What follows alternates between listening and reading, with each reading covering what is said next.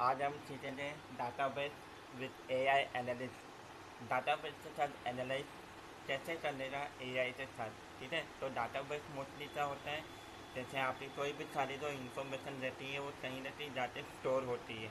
तो वो जो इन्फॉर्मेशन रहती है वो बेसिकली जो रहती है आपके रिलेटेड डाटाबेस के फॉर्म से रिलेटेड क्रिएट की हुई वो फॉर्म रहती है, जहाँ से आप फिल करते हो और सबमिट करते हो, रजिस्टर करते हो, लॉगिन करते हो, ईमेल आईडी क्रिएट करते हो, ओटीपी जनरेट करते हो। फिर वो एप्लीकेशन के अंदर जो सारी जो डेटा जो फिल जो इनपुट जो भी रहती है फिल वहाँ पे आप फिलअप करते हो। उसके बाद आप जाते तो रजिस्टर करते हो, जहाँ पे आपको हर सक्सेसफुली मैसेज आती थी, this data your has been registered successfully, this page has been registered successfully, this login page has created successfully, OTP has generated successfully, WhatsApp message has successfully created by this number। ये सारे जो जितने भी message जो आपके तक form में जो आते हैं क्रिएट करने के बाद ये तो सक्सेसफुल का मैसेज आता है, ये सारे से सारे तो डाटा जो फिलअप रहते हैं वो जाते होते हैं कहीं ना कहीं बैकएंड के माई एसक्यूएल में, या जो भी हम एसक्यूएल वगैरह कर रहे हैं या पोस्टल एसक्यूएल कर रहे हैं या एसक्यूएल कर रहे हैं, नो एसक्यूएल कर रहे हैं, वरेकल कर रहे हैं, किसके भी जरिए हम कर रहे हैं, ये जाते कहीं ना कहीं डाटा सेव होता है सर्वर के साइट पे। ठीक है, अब सर्वर के साइट पे तो डाटा तो सेव हो रही है, वो सिक्योरिटी उसकी गारंटी रहती है जहाँ पे वो सॉफ्टवेयर के लिए एप्लीकेशन डाली हुई है और बनाई गई है। तो उसके बाद से तो ये जो सालों से काम तो कर रहे थे और चल रही है, ये अब थोड़ी से थोड़ी बहुत पुरानी चीज़ें होती जा रही है। इससे क्या हो जा रहे हैं कि लाइन बाय लाइन हमें कुछ इनपुट डालनी पड़ती है, खुद ही रिसॉल्व करनी पड़ती है, खुद ही एनालाइज करनी पड़ती है, खुद ही मैनेज करना पड़ता है, खुद ही मॉनिटरिंग करनी पड़ती है और पूरी से पूरी एकदम टास्क को रिव्यू करके और पूरी से पूरी जानकारी अपने को खुद ही करनी पड़ रही है। तो इन शॉर्ट ये खुद हमें करनी पड़ रही है, इसलिए टाइम वेस्ट मैनेजमेंट हो पा रहा है प्रोडक्शन लेवल पे रिसॉल्व करने के लिए। तो उसके लिए गारंटी क्या है, सबसे पहले हम समझते हैं, यहाँ पे आते हैं। ठीक है, सबसे पहले हम क्या समझते हैं कि कौन कौन से अपने पास डाटाबेस है बैकएंड के लिए हैंडल करने के लिए। ठीक है, तो एसक्यूएल है अपने पास, माई एसक्यूएल है, पोस्टग्रेस,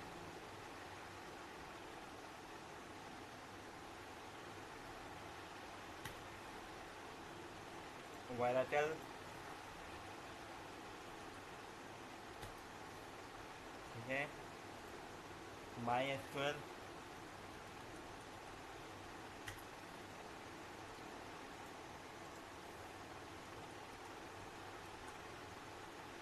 मोंगोडीबी। ठीक है, अब ये सब सारे जो डाटाबेस जो क्रिएट होते हैं सबका एक ही स्टेप रहते हैं, बस सारी कुछ चीज़ें जो स्टेप रहती है वो अलग चीज़ें रहती है। अब ये जो सारे जो डाटाबेस रहते हैं ये बहुत ही ज़रूरी रहती है हर एप्लीकेशन में क्रिएट करने के लिए, हर वेबसाइट में क्रिएट करने के लिए। ठीक है, ध्यान से सुनिएगा, हर एप्लीकेशन हर वेबसाइट में जो भी आप प्ले स्टोर पर देखते हो, जो भी आप वेबसाइट में देखते हो, ठीक है, ब्राउज़र पर जो ओपन करते हो, जैसे मैंने ये ब्राउज़र ओपन किया, अब ये मैं ब्राउज़र ओपन करने के बाद एसक्यूएल के पेज में जाऊँ, अब ये एसक्यूएल के यहाँ पे अगर मैं पेज में जाता हूँ कोई भी एक वेबसाइट में ओपन करता हूँ। ठीक है, अब ये मैं वेबसाइट ओपन करता हूँ, यहाँ पे अगर मुझे लॉगिन का पेज आ रहा है, ठीक है, लॉगिन का पेज आने के बाद यहाँ पे मुझे पूरा का पूरा डिटेल फॉर्म यह भरा हुआ मिलेगा, मुझे फिलअप करना है। ये पूरे सारे डाटा जो जाएगी बैकएंड पर जाएगी, फिर ऐसे यहाँ पे माई एसक्यूएल है। ठीक है, माई एसक्यूएल तो यहाँ पे ऑलरेडी वेबसाइट है। ठीक है, एसक्यूएल का मैं ढूंढता हूँ, तो यहाँ पे देखिए लॉगिन और यहाँ पे रजिस्टर। तो ये अगर मैं लॉगिन और रजिस्टर करूँ या फिर ईमेल आईडी से भी मैं अपना लॉगिन आईडी करूँ, तो वो जितने भी सारे जो इन्फॉर्मेशन है वो जाते नहीं दे रही डाटाबेस पे सर्वर पे अटैच हो जाएंगे। ठीक है, ये सारे जितने भी इंफॉर्मेशन आप भरोगे इससे रिलेटेड। ठीक है, अब प्रॉब्लम ये आ रही है कि अब प्रॉब्लम में सलूशन निकालने के लिए एआई आ गया है। अब एआई से मदद के जरिए अब ऑटोमेटिक जो ट्रोजर रहते हैं वो ट्रोजर ऑटोमेटिक एनालाइज करते हुए अपना एकदम डिबग करते हुए रिसॉल्व कर रहे हैं उस प्रॉब्लम को। जो एआई क्या रहता है, AI automatic line by line through एकदम चेक करता है कि जहाँ पे आपकी डिबग हो रही है, जहाँ पे आप लाइन में भूल रहे हो और जहाँ पे स्पेलिंग गलत हो रही है, वो एनालाइज करता है, वो एकदम थ्रू एकदम डिटेक्ट करते हैं कि हाँ ये स्टेप गलत है, ये स्टेप नहीं गलत है।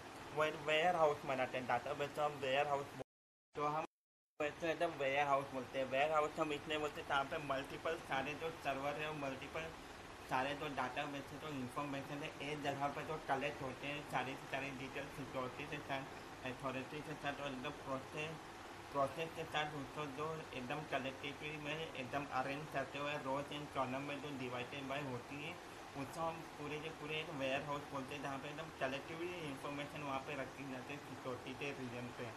ठीक है, तो ये सारे हैंडल करने के लिए एआई का पार्ट आ गया। अब एआई हर चीज़ में आ रही है, तो हर चीज़ में आने के लिए क्या हो रहा है कि पूरी की पूरी आसान जो काम है एकदम आसानी से होते जा रहे हैं। ठीक है, तो एआई का एकदम पार्ट एकदम रिलेटेड एकदम आसान है, तो एकदम डिटेल में उसको एकदम थ्रू आउट है, एकदम जर्नी तो आसान करना, पार्ट तो आसान बनाना, जहाँ पे एकदम पूरा चेक करते हुए डिबग करते हुए एकदम क्रिएटिव वे में उसको वापस से लाना।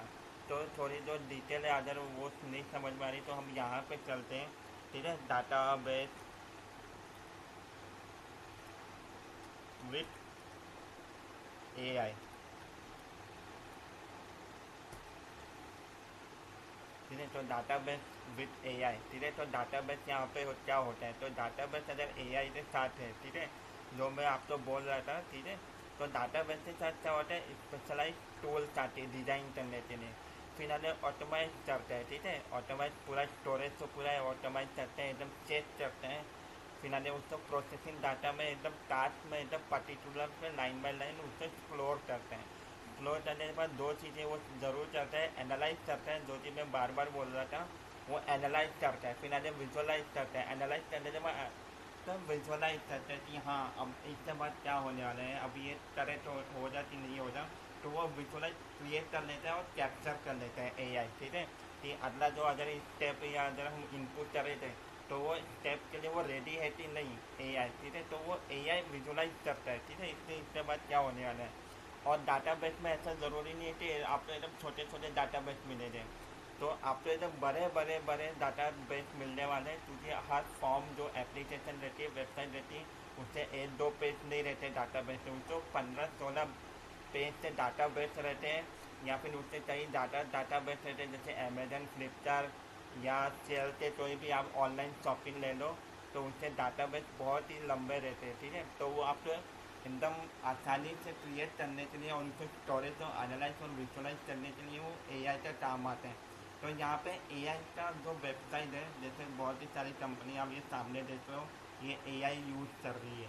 ठीक है, तो एआई कौन कौन सी कंपनी यूज़ कर रही है, एआई यूज़ कर रही है, आईबीएम कंपनी यूज़ कर रही है, और AI Dettol one power use कर रही है, तो डेटल एआई पावर है डाटा बेस के साथ। ठीक है, तो ऐसे बहुत सारे तो अन्य कंपनी है, वो बहुत ही सारे एआई को यूज़ कर रही है अपना जो डाटाबेस वगैरह है उस स्टोरेज पे काम करने के लिए, और उसको एकदम सिक्योरिटी से प्रोवाइड करने के लिए, जो एकदम अच्छे से यूज़र या कस्टमर को प्रोवाइड कर पाए डाटाबेस, एकदम प्रोवाइड नहीं डाटाबेस यूज़र को दे पाए, यानी डाटाबेस का यूज़र के साथ एकदम ट्रस्ट बना रहे और उसको डाटाबेस को कुछ हो ना जाए। तो एआई एकदम सपोर्ट करता है, एकदम ब्रीच का वॉल है वो, जैसे फायर वॉल रहता है अटैक से बचाने के लिए, हैकर के लिए अगर एंटीवायरस आता है, तो वैसे एआई अभी फायर वॉल की तरह काम करते हैं यूज़र और सर्वर के बीच में ट्रस्ट बनाने के लिए।